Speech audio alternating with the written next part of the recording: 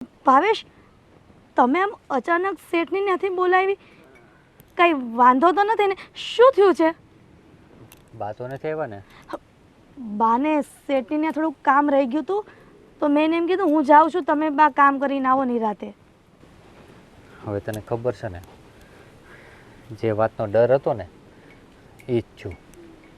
એટલે હું ડૉક્ટર પાસે લઈ ગયો હતો પહેલાં, ભાનમાં જ નહોતો પહેલાં તો.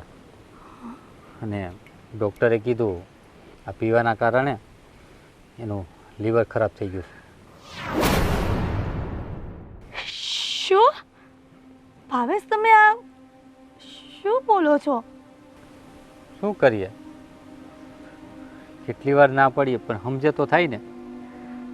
પણ ડૉક્ટરે કંઈક સલાહ તો આપી હશે ને કે રાજભાઈનું લીવર ઠીક થઈ જાય? થઈ જાય. ઘણા બધા રૂપિયા માગ્યા છે. તને ખબર તો છે ને, તમે બે કામ કરો છો, હું ખેતરમાં કામ કરું છું, મંદિર સંભાળું છું, અને હું થોડા ઘણા બસે ને તો આને આપું છું, અને આને તો બધા પીવામાં જવા દેવા. ભાવેશ, આપણે રાજભાઈને સમજાવ્યા હતા કે તમે આ વ્યસન મૂકી દો, પણ નહીં, રાજભાઈને કોઈનું માનવું જ નથી ને. જોયું ને એમની હાલત, અત્યારે એ પીડાય છે અને એની પીડા આપણે જોઈ રહ્યા છીએ.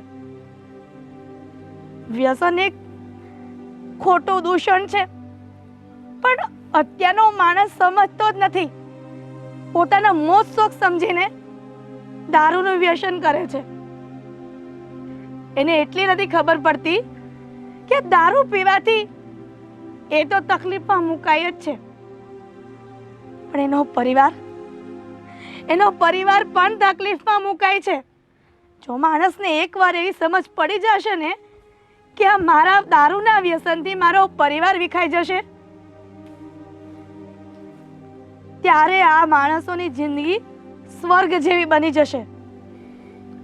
હિરલ, તું રહેવા દે હવે, કારણ કે છે ને આને કહેવાથી કાંઈ ફાયદો નથી. હું છે ને શેઠની ત્યાં હું આવીશ અને શેઠને કહીશ કે ગમે તે કરો પણ આ હાજો થાય ને એવું કરી આપો. પણ ભાવેશ, તમને એક વિનંતી કરું છું શું? કે રાજભાઈનું લીવર ખરાબ થઈ ગયું છે એ બાને ન કહેતા. તો જો બાને ખબર પડશે ને તો એમનામાં જ દુઃખી થશે મનમાં ને મનમાં. હું તને એ જ કહેવાનો હતો, એટલે જ મેં તને કીધું બા તો નથી આવ્યા ને, બાને તું નહીં કહેતી. બાને ખાલી કહી છે કે બસ વધારે પીવાથી ને આરામ કરે છે. સારું, હું શેઠની ત્યાં પાછી જાઉં છું, કેમ કે એનું અધૂરું કામ મૂકીને આવી છું. હા હા, વાંધો નહીં, હું અહીંયા છું. જા તું, હું અહીંયા છું.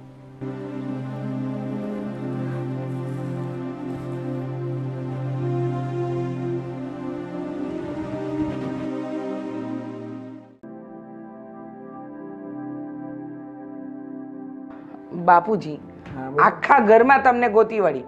હવે હું શું કહું છું, તમે ચા નાસ્તો કરી લીધો ને? નાસ્તો કરી લીધો. તમારી પૂજા પાઠ થઈ ગયા? બધું થઈ ગયું. તો હવે મંદિરે નથી જવાનું? મંદિરે જવાનું છે ને, પહેલા બજારમાં જવું છે મારે, ઘનશ્યામભાઈને મળવાનું છે, જાત્રાનું આયોજન કરે છે, એને મળી લઉં પછી મંદિરે થઈને આવું. સારું બાપુજી, ચાલ હું જઈ જાઉં. હા. બાપુજી એમનો નિત્યક્રમ ક્યારેય નથી ચૂકતા. સવારે જાગી પૂજાપાઠ કરવા, નાસ્તો કરવો અને પછી આખા ગામમાં આંટો મારી મંદિરે જઈને ઘરે આવવાનું.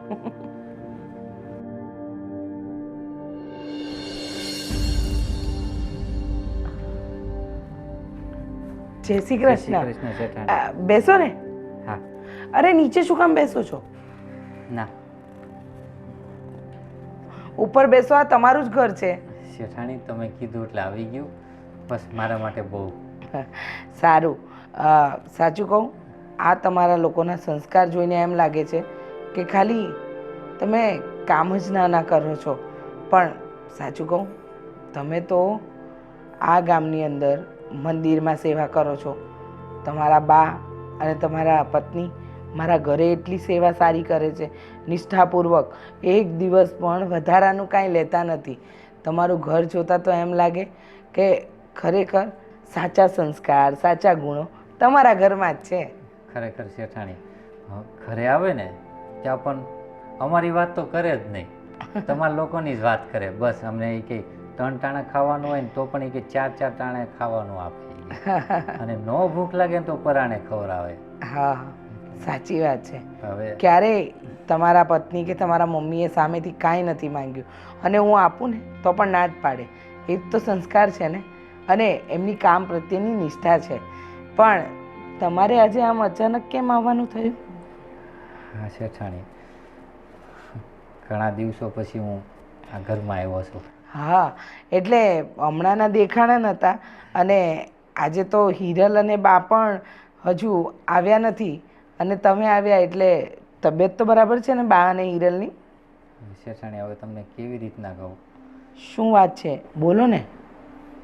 એ મારા બા ને મારી ઘરવાળી મારા નાના ભાઈની સેવામાં છે.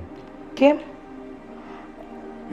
શું થયું એમને? તો તમને ખબર છે ને એ દરરોજ પીને આ રોડ ઉપર ગમે ને પીડ્યો જ હોય છે અને કાલે તો વધી ગયું હતું એને. કાલે હું દવાખાને ગયો હતો એમને લઈને, હા. ડૉક્ટરે કીધું એમનું લીવર ખરાબ થઈ ગયું છે. અરે બાપરે. પણ સાચું કહું, તમારા ઘરમાં બધા જ સંસ્કારી છે. આ તમારા ભાઈમાં ખબર નહીં ક્યાંથી આ કુટેવ આવી. પણ તમે ચિંતા નહીં કરો, જે કંઈ પણ ખર્ચો થાય અને કદાચ તમે પાછા પડો ને તો અમે હંમેશા તમારી સાથે છે.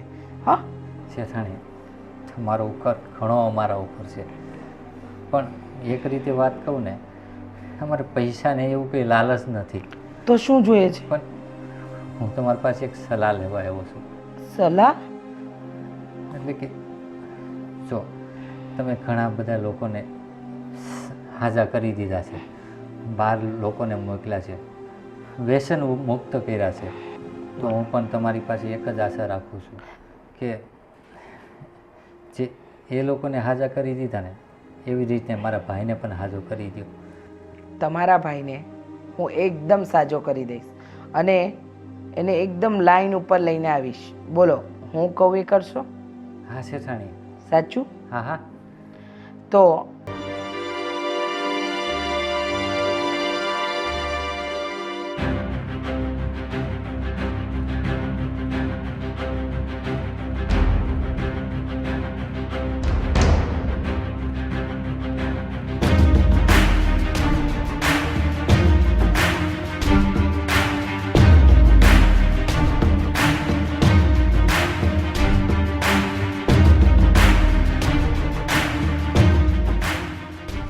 ખરેખર શેઠાણી હાજો થઈ જશે મારો ભાઈ?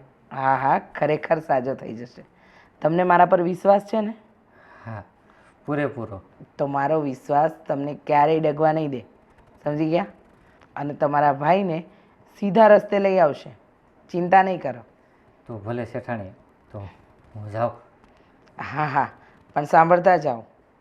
આ મેં જે કંઈ પણ કીધું છે ને એ આજથી નહીં હમણાંથી જ શરૂ કરી દો, સમજી ગયા?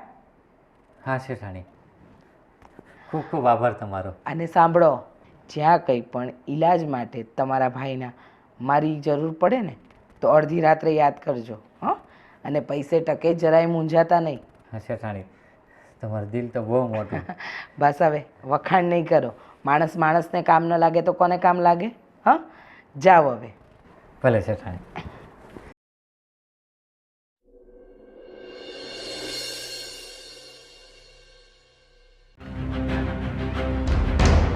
રાજભાઈ,